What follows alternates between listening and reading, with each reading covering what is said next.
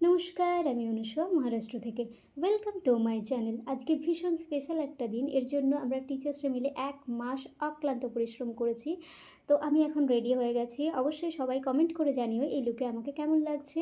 তো আজকে আমাদের স্কুলের সবথেকে বড় ইভেন্ট ফাউন্ডার্স ডে। তো আমি রেডি হয়ে গ্রিন রুমে চলে এসেছিলাম আর সমস্ত স্টুডেন্টদের রেডি করিয়ে দিচ্ছিলাম। তারপর স্টেজে আমি সমস্ত কিছু চেক করছিলাম সাউন্ড ঠিক আছে কি না। তারপর ৫টা থেকে আমাদের ইভেন্ট শুরু হওয়ার কথা ছিল, তো ইভেন্ট শুরুও হয়ে গিয়েছিল। তারপর আমি স্টেজের পাশে বসে দেখছিলাম আর চারিদিকটা ভীষণ সুন্দর লাগছিল পাহাড়ের নিচে। আর রাতে তো ভীষণ ঠান্ডাও লাগছিল। ওখানটায় বসে বসে আমি সমস্ত প্রোগ্রাম দেখছিলাম।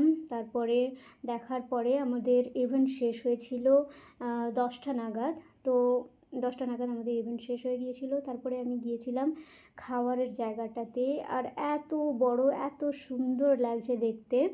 তো ওখানে গিয়েছিলাম, গিয়ে প্রচুর আইটেম ছিল। আমি জানি না এতে কী কী আছে। তো প্রচুর আইটেম ছিল।